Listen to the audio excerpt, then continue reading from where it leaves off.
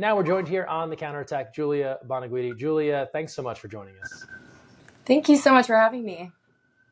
Busy summer for you. What a summer. Singapore, then down to Brazil, finishing with a World Championships at the U20, the gold medal. We got to start there. It's been only a few days. Tell me about that experience and bringing home gold for Team USA. Yeah, honestly, that experience was just so surreal.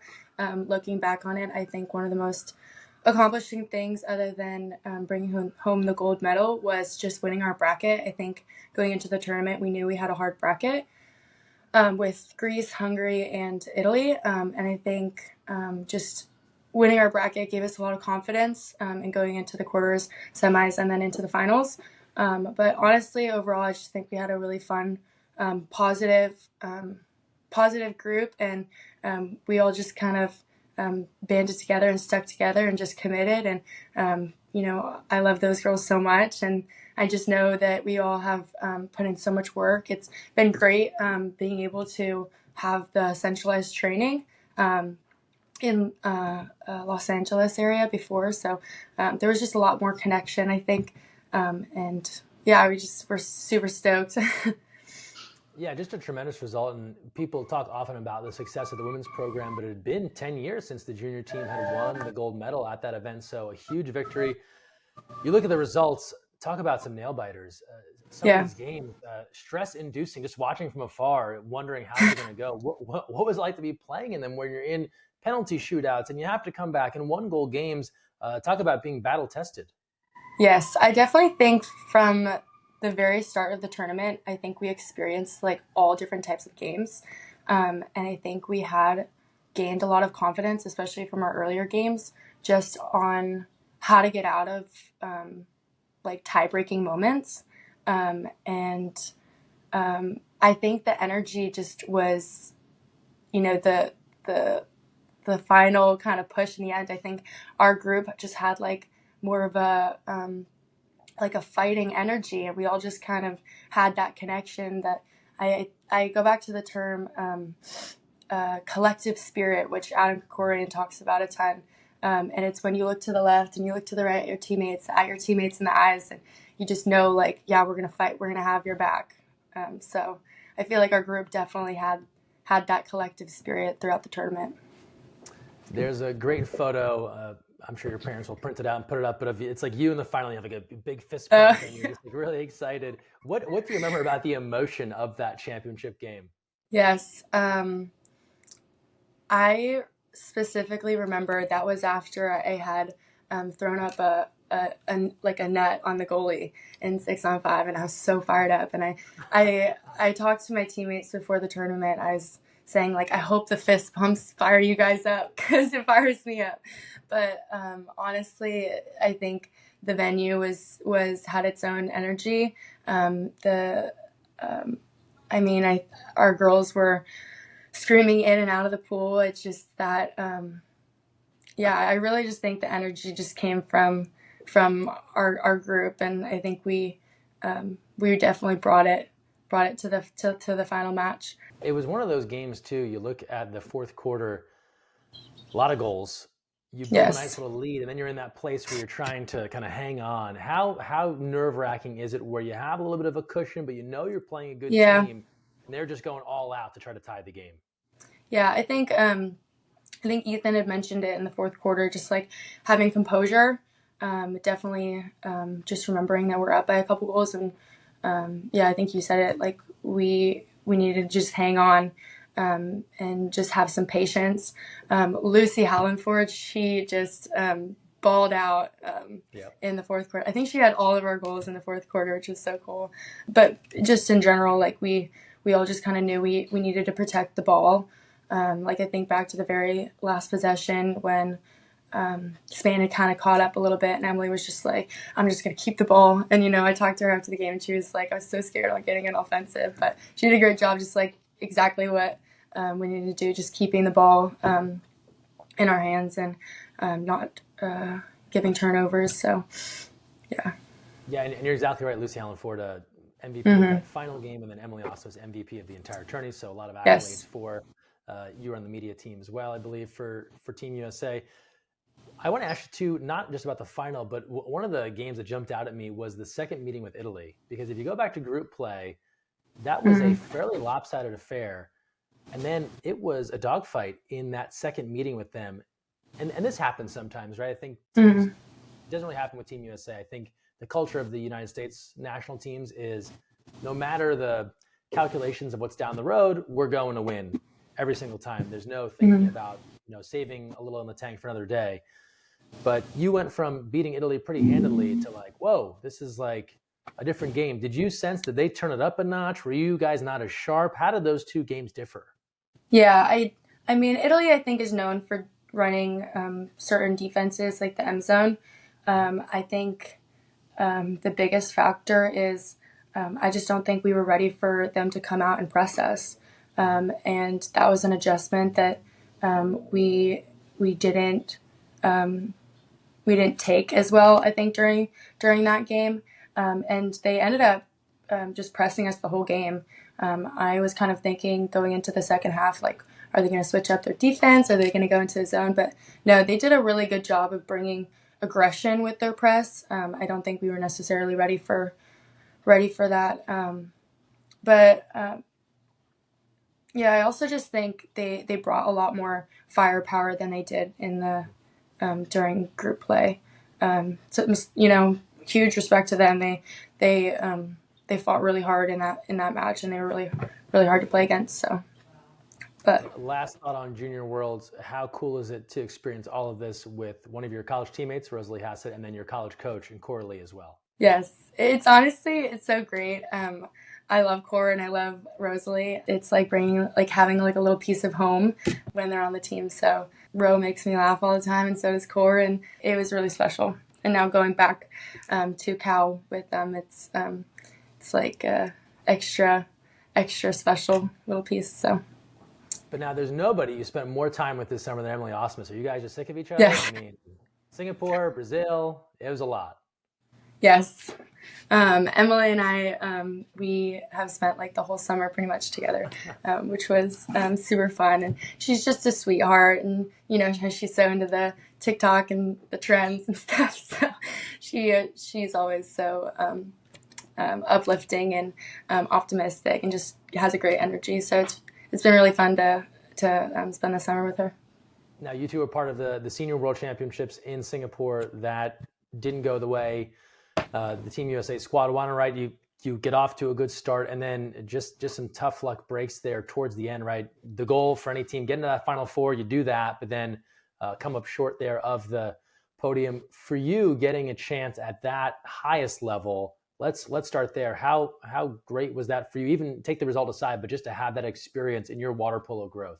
I am just beyond grateful to have had that opportunity, not just to train with the national team this past summer, but to have been coached by the whole coaching staff, Molly, Adam, Dan, Natalie Benson, and just to be around those women in that environment. I learned so much about myself and about the everyday the day-to-day of being a national team athlete. I feel like I learned so much with the tactical portions as well of water polo and everything. So I was just super grateful to just have that opportunity to train, but also to be on a World Championships roster and to go to Singapore, to go to Australia for the pre-training that we did. I couldn't be more grateful, and I just feel like I learned so much about myself, and really I was so inspired by just the women that I was with. I feel like I formed so many great friendships and along the way, and it was an awesome experience. Obviously, like you had mentioned, we got fourth and we kind of fell short in the end, but I think. Again, you learn something from every experience, and definitely learned a ton from that experience. Yeah, there's no better experience, right, when it comes to kind of developing than to be there at the highest stage. Curious, you've had some opportunities with the senior team. I know you've done some training camps and some exhibitions and stuff like that. But this year, kind of really that first big step up to a world championship type event.